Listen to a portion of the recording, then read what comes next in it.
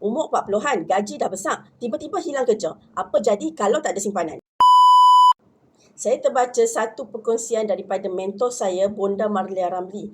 Kata beliau, kawannya baru sahaja telefon beritahu yang dia kehilangan kerja pada usia 40-an. Bayangkan pada umur macam ni, komitmen biasanya bukan makin kecil.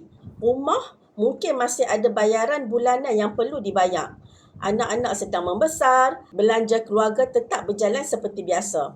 Tapi pendapatan yang kita sangka akan masuk setiap bulan, tiba-tiba terhenti. Sebab itu, masa gaji tengah ada, jangan hanya fikir apa yang kita mampu beli. Fikir juga berapa banyak yang kita berjaya simpan.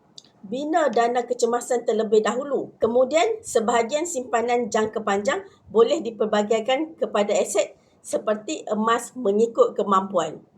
Sebab kita tak tahu apa akan berlaku 5 atau 10 tahun akan datang.